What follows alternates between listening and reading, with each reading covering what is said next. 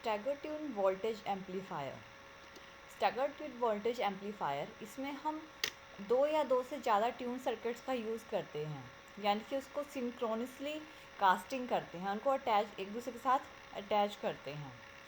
और जो इसकी और उसके बाद जो इसकी बैंडविड्थ आती है वो ओवर, यानी कि सारे ट्यून सर्किट्स की बैंडविड्थ एक पर्टिकुलर बैंडविड्थ आती है, लेकिन जो वो बैंडविड्थ होती है वो डिक्रीज़ हो जाती है अगर हम अलग अलग ट्यून सर्किट लगाएं। यानी कि अगर एक फ्रीक्वेंसी के बजाय अलग अलग फ्रीक्वेंसीज़ के ट्यून सर्किट्स का यूज़ करें, तो इससे हमारे पास एक टी टाइप की बैंडविड्थ प्रोड्यूस होती है। इससे उसकी बैंडविड्थ तो इंक्रीज़ हो जाती है, लेकिन उसका जो कर्व है, जो उसकी अपर साइड वाला कर्व होता है, वो फ्लैट हो जाता है, जो जिसको हम फ्लैट बैंड पास कहते हैं या स्टीप साइड बोलते हैं। और इस टेक्निक को ही हम स्टैगर ट्यून्ड वोल्टेज एम्पलीफायर बोलते हैं।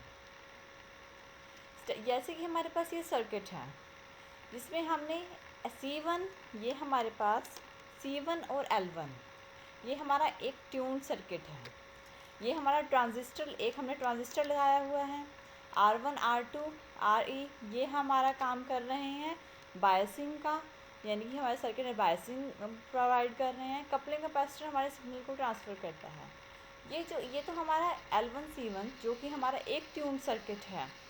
इस पूरे सर्किट को हम एक और सर्किट से जोड़ते हैं। ये तो हमारा एक ट्यून सर्किट है, इसको हमें दूसरे ट्यून सर्किट के साथ कास्टिंग करना है, उसको अटैच करना है। यानी कि हम दूसरे सर्किट के साथ, जो कि हमारा दूसरा है C2 और L2, ये दूसरा ट्यून सर्किट है, इसकी फ्रिक्वेंसी अलग है, इनको हम कपलिंग कैपेसिटर के थ्रू जोड़ देते हैं। और इससे जो हमारी वी आउटपुट है, यानी कपलिंग कैपेसिटर के थ्रू हम यहाँ से आउटपुट ले लेते हैं। इस तरह से हम दो या दो से ज़्यादा ट्यून सर्किट्स को भी जोड़ सकते हैं और अपनी बैंडविड्थ इंक्रीज़ कर सकते हैं। बैंडविड्थ तो इंक्रीज़ हो जाती है, लेकिन इसका top part flat pass band हो जाता है, वो हम इसके फ्रीक्वेंसी रिस्पॉन्स में बताते हैं। इस वी नोट पे इस तरह हम अलग अलग ट्यून सर्किट्स को कास्टिंग कर सकते हैं, अटैच कर सकते हैं, और जिनकी फ्रिक्वेंसीज नियर अबाउट सेम हो, यानी थोड़ी डिफरेंट हो, उनको भी अटैच कर सकते हैं। और वी नोड यानी आउटपुट पे हम एक आउटपुट वी से हम सप्लाई करते हैं कपलिंग कैपेसिटर के थ्रू। ये ट्रांजिस्टर के बेस पे जाता है, आइए हमारे बायसिंग प्रोवाइड करते हैं सर्किट को। फर्स्ट ट्यून कैपेसिटर की रिस्पॉन्स, फ्रिक्वेंसी रिस्पॉन्स के बाद इसकी जो आउटपुट आती है वो कपलिंग कैपेसिटर के थ्रू दूसरे सर्किट की इनपुट बन जाती है। सेम प्रोसेस वही होता है, इसमें दूसरा ट्यून सर्किट यूज़ किया गया है और वी नोड से हम आउटपुट ले लेते हैं।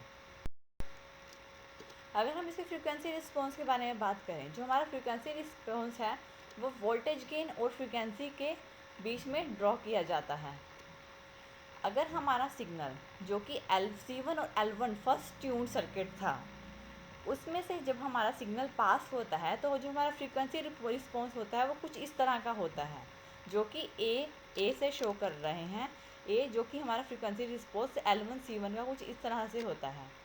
लेकिन अगर जो हम L1 और C1 की जो फर्स्ट ट्यून सर्किट जो हमारी आउटपुट आई है कपलिंग कैपेसिटर के थ्रू, हम उसके दूसरे सर्किट की इनपुट बना देते हैं, जिससे हमारा जो हमारा सिग्नल होता है वो दूसरे ट्यून सर्किट यानी L2 C2 में से पास होता है, दूसरा ट्यून सर्किट में से पास होता है। उसका फ्रीक्वेंसी रिस्पॉन्स B कुछ इस तरह का शो होता है। और अगर हम इन दोनों को मिक्स कर दें, यानी कि अटैच किया हुआ है जैसे कि हमने सर्किट में, तो इनका जो ओवरऑल फ्रीक्वेंसी रिस्पॉन्स होगा वो कुछ इस तरह का होगा। ये जो हमारे पास लाइन शो की गई है, ओवरऑल फ्रीक्वेंसी रिस्पॉन्स कुछ इस तरह का होगा। ये है हमारे पास C, यानी ये हमारी रेजोनेंस फ्रीक्वेंसी, ये हमारी बैंडविड्थ, ये जो है कंप्लीट बैंडविड्थ शो कर रही है F' से F" तक।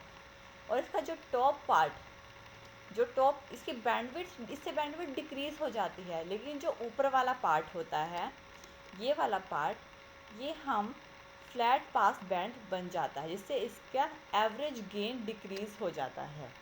और इसी तरह हम काफ़ी सारे ट्यून सर्किट को एक साथ कंबाइन कर सकते हैं, नंबर ऑफ़ स्टेजेस यूज़ कर सकते हैं, जिससे हमारा जो बैंड पास है, जो फ्लैट बैंड पास है और फ्लैटर हो जाएगा और स्टीप होता चला जाएगा।